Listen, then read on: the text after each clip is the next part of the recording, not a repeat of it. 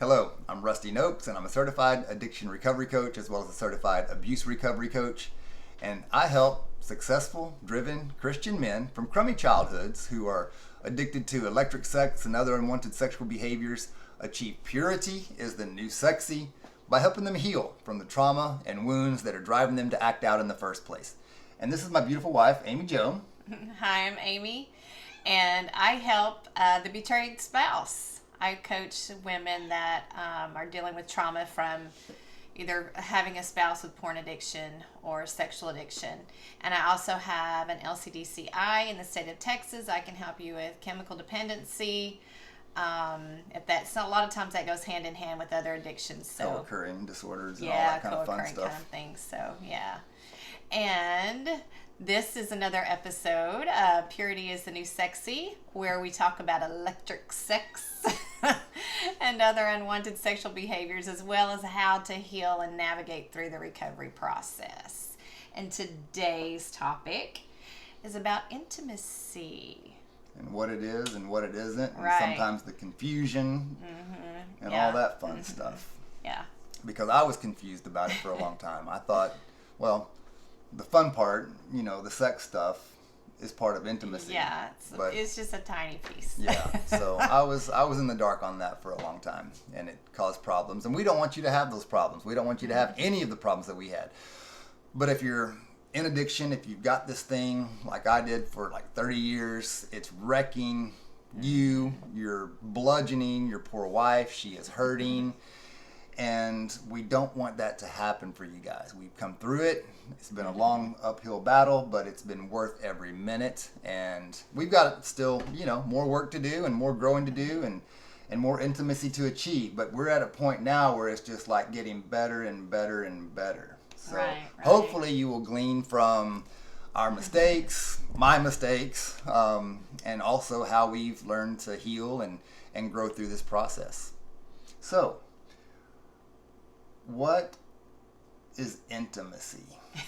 Wow, that's a big loaded question. I know, I was about to say, that's really loaded. What is intimacy for you? Okay, I'll speak for women. How about that? Fair Instead enough. of just me specifically, but usually for women, intimacy involves all parts of oneself. So I know for most women, Including the sexual part, right? yes, The fun part. Just making sure. Sorry. Yes, so mind, body, spirit, soul, everything is all tied into intimacy. In a sense, it's a deep relationship, and out of that deep relationship, these are the components that you work on when you're in relationship with one another. And so intimacy, there's an attachment there. I wanted to make sure that I touched on attachment too, because I know we've talked about before, you had abandonment issues, and the abandonment issues really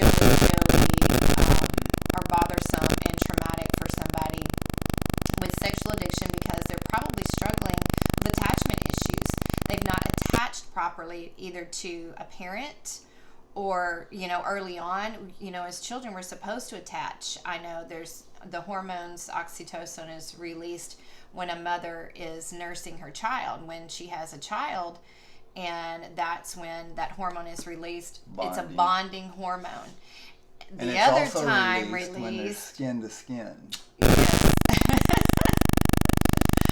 So during the, sexual process, there's oxytocin released there too. So you have the bonding hormone 2 different times, and they're very important times. And so if that very first one, there's some attachment issues and you are unable to attach for whatever reason to your parent, or maybe you did, and then there's trauma later, and there's this incongruence between, wow, my parent really, did this to me, harmed me, or whatever Didn't meet happened, my needs, or wasn't didn't there meet my for needs. me, Yes. overpromised, said I'd do this or bring Yes. this or give you this. It and starts to kind of just rip that attachment away, and you're left floundering. Well, who can I grab to? Who can I attach to? Where can I hold on? Where is it safe? Where am I going to be all right? And for me, luckily for me, I knew the Lord early on. And so for me, that attachment went from parents to the Lord. And so I could attach myself and understand my identity with Christ. So for me, you asked me what did I think about intimacy. Let me get back to the question. I said, what is intimacy to you? Yes, and I'm starting to speak for women. Which is great. It's okay. So let me go back to me. For me, that intimacy is found in my identity with Christ. Okay. It's also found in my attachment with my loved ones and with the Lord, and how I'm just rooted in truth. And so for me, that intimacy, how much more intimate can you be? You can't be intimate without truth. And so I think that is the attack that the enemy uses for you amazing men, is just erode at that truth and attack you that way through, the sexual addiction, through pornography. To me, that's the very first thing that happens with men a lot of times is the pornography, and that just cuts right through. That starts to eat at that truth. It's a lie, and you buy the lie, and so therefore you're buying that lie, and there goes the intimacy. You become intimate with your electric sex. So a couple of things. Is this intimacy? Yes. Doing this? Yes, this is intimacy. Being vulnerable. We have a common goal. We're doing something together. Reading a book. Yes. I love throwing this statistic out. It's stuck with me for years, ever since we went to a weekend to remember, is that couples who pray together and couples, as well as couples that do a study together or read together, whether it's the Bible or a relationship book or whatever, just something where you're in a book together. Couples that pray together and do a study or read together like that have less than a 1% divorce rate. Imagine that. Less than 1%. So the other thing is too, growing up with that addiction, especially in a young mind, as I did, just it's a natural thing that I just thought sex was intimacy. I needed to connect. I needed to attach. And so I was attaching to something very unhealthy, but it was sex. And so, when I would think of intimacy, I would think of what we do in the bedroom. That was intimate, and it is. Right. But sex was intimacy. So anyway, that's really my 2 cents for that. I'll let you take it back. No, that's good. That's really good points. Sex is intimate, and it is. That's when we talked earlier about the bonding that occurs when you do have sex. And so that's supposed to build trust because you're vulnerable. And so whenever there's the sexual intimacy, and then like you were talking about just doing something together, this is intimate. Go ahead. Well, you want to say? Just like you were talking about the oxytocin, and like for the man, the vasopressin is the male hormone that is like the glue, like the oxytocin is. And so when you have an orgasm, you glue to what you are looking at in that moment. All that vasopressin, like you're bonding to what you're looking at when you're climaxing. And so, I was bonding to the screen. Right. And now here's the beauty of it. And this is science. This is just stuff that I've learned, not making this up. In a marriage relationship, you want that glue. You want that bond. Because you're one flesh. And that's what you're keeps you one together. Flesh. However, if you're bonding with something on a screen, or if you're bonding with a lot of multiple partners, then you are bonding and you get so focused, just like that as your spouse, whether it's the screen or whether it's multiple different random partners and such, you're bonding to that, which absolutely makes it impossible for you then to bond to your wife. And so if you're single, you're out there, playing the field or whatever you want to call it, you're going to become oblivious to the mate that really God has out there for you, because you're so bonding either to the screen or other people that you're so locked in on that you're oblivious to your true potential spouse.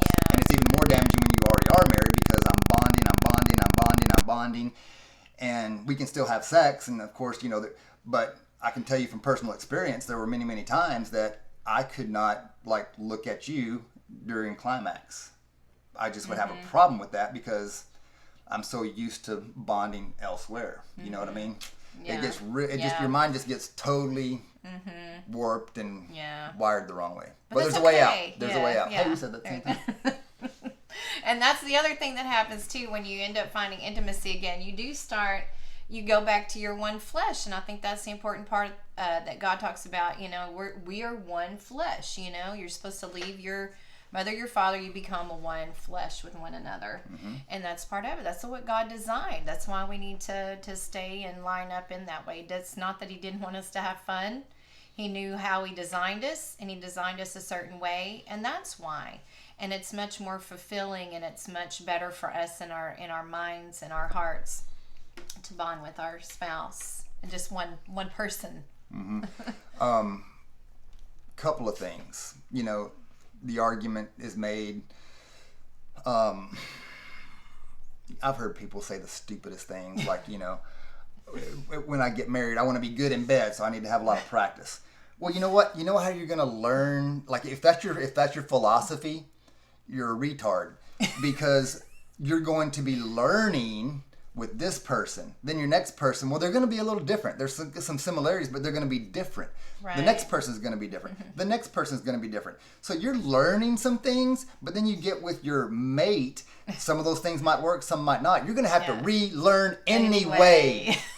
Right. The best, awesomest part of sex is that when you have one person, it doesn't get old, it doesn't get stale, it gets better and better and better. Believe it or not, you think, after you've done it several thousand times, how much more creative and better can it be? I mean, it's not about different positions and handcuffs and hanging from the ceiling. I mean, whatever, do you? But it's about intimacy, because the more you do it, God has this thing wired to where it gets better. It just gets better, because that glue is stronger and stronger and stronger and stronger. Well, and I think that goes back to what I was saying about truth. It's a true relationship. It's based on a foundation of trust and truth, and you just can't crack it. And when you have that kind of foundation, it's just going to swell. The intimacy just has a fertile ground to grow. And so... The other thing that was on my mind was about, why is it so hard? Like, I remember being young, and like, God gives you all these major hormone rushes in your teen years, right? In your early 20s. And it's just like, he sets you up for failure is what it seems like. It's like, why would you do this to someone who is 17, 18, 19 years old and make it so dang hard, right? Here's the thing. I asked him for a long time. I finally got an answer months ago. And this is for me, but maybe it's for you too. Here's the thing. The reason why, because yes, it takes some self-discipline. You've got to be healthy, and you've got to learn how to abstain, but here's why you want to do it. And even if you're in your 20s and 30s and waiting for that next spouse, or a spouse, if you're not married yet, it is supposed to be like you're 5, 6, 7 years old, and it's November the 3rd, and Christmas is, 2 months away, and you know that you've got something under the tree that you don't know what it is, but it is good, and you want it so bad, and it's going to be so awesome, but you can't go and like peel back the paper, and you can't look in the box, because if you do, you're going to ruin the surprise and the awesomeness of opening that baby up on Christmas morning, right? Right. God gave me that picture one time, and I'm like, you know what, makes total sense. And what that does for the younger people or the older people that are still waiting, it gives you hope. It just remember that Christmas story scene, like that present is under the tree. You want it so bad. You don't get to shake it in here and try to figure it. Just, you know what? You know it's special. You know on Christmas morning it is going to blow your mind, because your father, your mother that's put it there, they have told you this is the most awesomest, fun, special, coolest gift you're ever going to get in your life. And that you can't peek, because you would ruin it. Just remember that. How you like that? I love it. Anyway, good stuff. 15 minutes. That's kind of like the threshold for a successful YouTube video. I know. If we go longer, we lose people. Okay. Anything else to land it? Oh, Do you have more stuff? A little bit? I Go ahead. do. Go ahead. Well, I was trying to remember. I kind of forgot.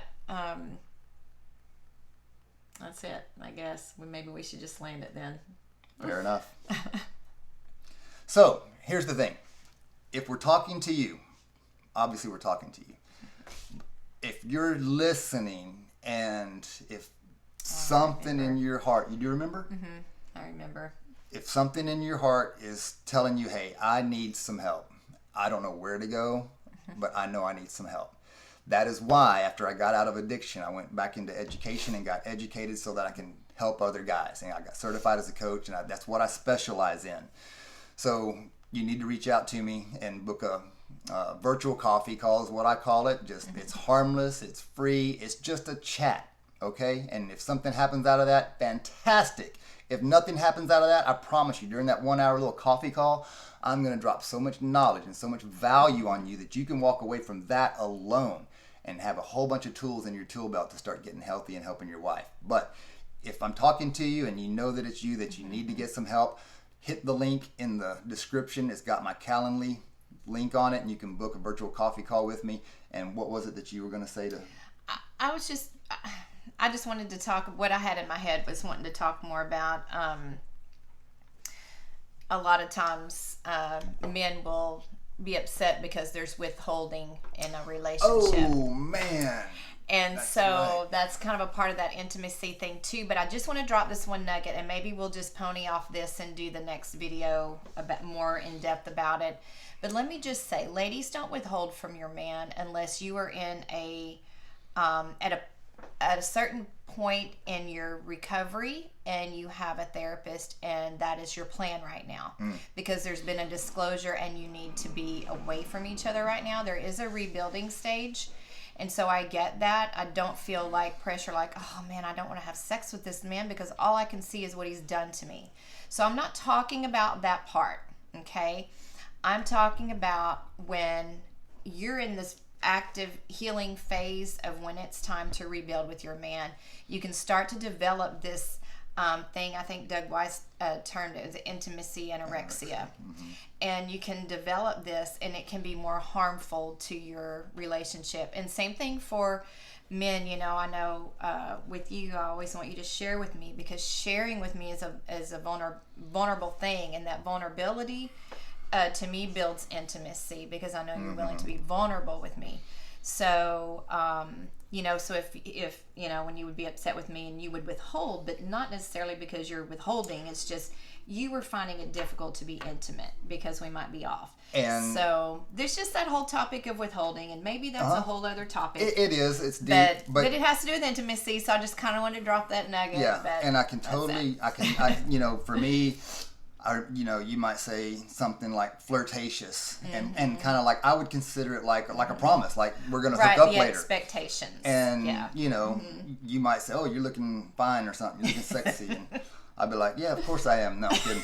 And but, or maybe you said, maybe we can hook up later or something. So I'm like thinking, that's a promise. I'm getting something out of this tonight. Yeah. And then when it didn't happen, I'm all let down. We didn't get intimate. Well, here's the thing. You just didn't have sex. And a lot of times too, for you to want to have sex with me, there's got to be intimacy before. Exactly. And you can't help but just, like, you know, maybe try to make that intimacy happen. So if you're not getting enough sex and you want more sex from your wife, stop focusing on sex and stop focusing on how much she's not giving it to you. Right. Start loving her and being intimate with her. Hold her hand. Take her for a walk, greet her at the door with a kiss and a hug. Use my line, you are my precious jewel, unblemished. All my desire is for you. You will make her melt. Yes. Get intimate, and then the sex happens, and then the intimacy and sex will blow your stinking mind. So now we're pushing 20 minutes, but that was good. I'm glad you brought that up. Super, super awesome. We love you guys. Oh, and by the way, so I kind of gave my call to action already. Your deal is, Kingdom Living Above the Line. That's my group, and on Facebook. Yeah, on Facebook. And I also have a page, so you can access and make appointments through there as well. So you can do it through the Facebook page. So if you look up Kingdom Living Above the Line, you can find the calendar, everything's in there too. So website, and of course I've got the private confidential Facebook group for the dudes. It's nobody, it's only guys. We talk about stuff. It stays in the group. If you need a safe place to talk about it, the link's in the description. Join my private Facebook group where we I drop knowledge and videos, and we're gonna start doing some live trainings and group stuff. So, Yay. but it's just it's confidential. It's brotherhood, dudes, and so I mean you got to have that. And we're not gonna tell your wife. We're not gonna tell nobody. No, I don't know anything about it. But you've got to get engaged. You've got to get into a community. You've got to get into some fellowship For with sure. some. You got to have a tribe. You can't do it on your own. Yeah, you can't do it on your own. And if you've been trying to do it on your own for all these years, you've proven it to yourself that you can't. Nothing's going to change, bro. You've got to get some help. So book that coffee call, hit the links, get in touch. We love you, and we'll see you next time. Bye. You hit the button. My collarbone hurts.